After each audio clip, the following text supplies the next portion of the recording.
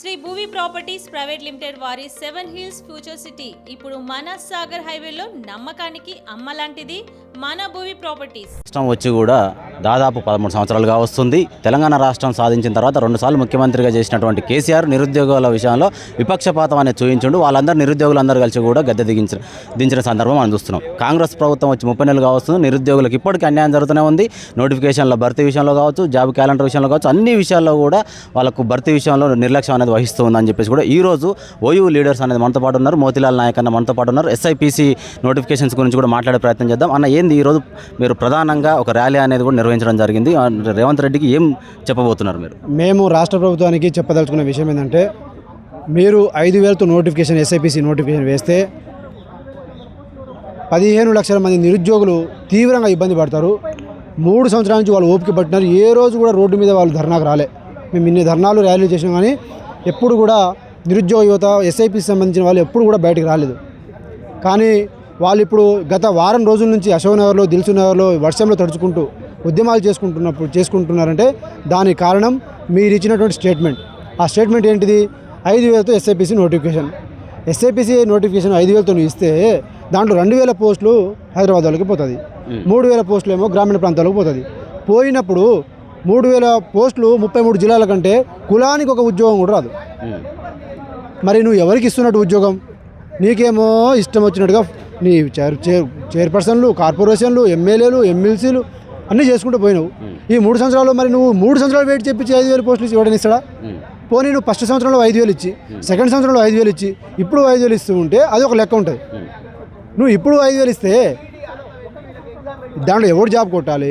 ఎవడు ఏం, వాళ్ళ ఏజ్లు ఏం కావాలి? వాళ్ళ ఇంటికి పోయిన వాళ్ళు ఏం కావాలి? అందుకోసమే మేము రాష్ట్ర ప్రభుత్వానికి చాలా క్లియర్గా చెప్తున్నాం. SIPC నోటిఫికేషన్ కనుక 5,000తో వేస్తే మాత్రం రాష్ట్రంలో అగ్నిగుండాన్ని మేము సృష్టిస్తాం.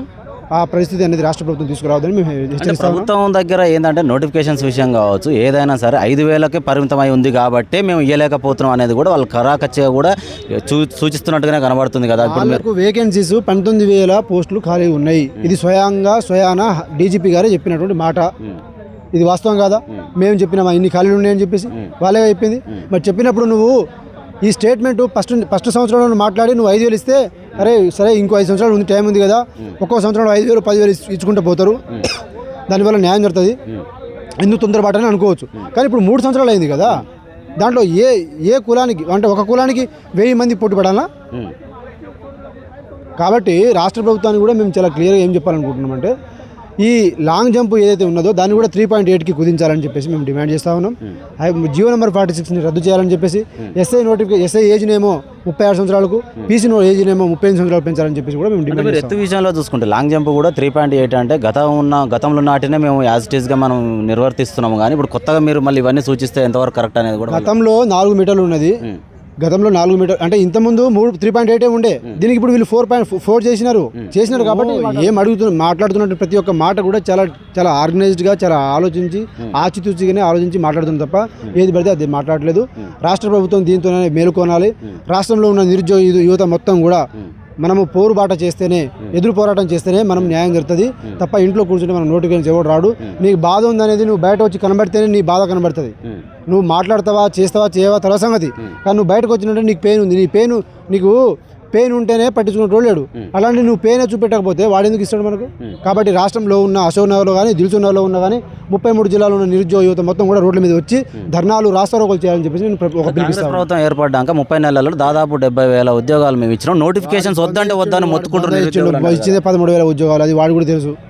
వాళ్ళు బొంద ఇచ్చినారు. వాళ్ళకి ఏమి ఇచ్చినారు? 70 మంత్రి ఒక్కొక్క తీరు చెప్పడం జరిగింది. బట్టి విక్రమార్క ఒకటి చెప్పారు, పొన్నం ప్రభాకర్ ఒకటి చెప్పారు, పొంగులేటి శ్రీనివాసరెడ్డి ఒకటి చెప్పారు. అంటే మంత్రులే, కాంగ్రెస్ ప్రభుత్వంలో ఉన్నటువంటి మంత్రులే, ఎమ్మెల్యేలు, ఎంపీలు కూడా కాదు, మంత్రులే అలాంటి చేసిరు అంటే నిజం లేదా? వాళ్ళ కళ్ళు అనేది నెత్తికెక్కి మాట్లాడుతున్నారు. ఒక సబ్జెక్టు ప్రాపర్గా ఒక చూసి ఏంది మంచి ఏందో చెడేందో, ఇప్పుడు కుదరకపోతే ఎప్పుడు కుదురుతుంది, ఏ రకంగా మేము కంపెన్సేట్ చేస్తాం, ఏ రకంగా న్యాయం చేస్తామనే ఆలోచన ఏ మాత్రం లేదు వాళ్ళకు. ఆ యొక్క పరిపక్వత అనేది కూడా వాళ్ళకి వెళ్ళిపోయింది ఉంది. కానీ కావాలనే వాళ్ళ స్వార్థం కోసం నిరుద్యోగ యువతను రోడ్డు మీద పడేసినారు. ఇది మాత్రం నేను చెప్పదలుచుకున్నాను. మీ డిమాండ్ల విషయంలో వాళ్ళు నిర్లక్ష్యం వహిస్తే ఏం చెప్పవచ్చు? రాష్ట్ర ప్రభుత్వంలో అగ్నిగుండాన్ని సృష్టిస్తాం. దీంట్లో ఎట్టి పరిస్థితి తెలంగాణలో మరో తెలంగాణ ఉద్యమాన్ని SIPC నోటిఫికేషన్ గురించి మేము మొదలు పెడతాం, చేస్తాం కూడా. దాన్ని చేసి సాధించుకుంటాం. దీని అంత ఈజీ ఆశమాష అయితే విడిచిపెట్టాం. ఓకే.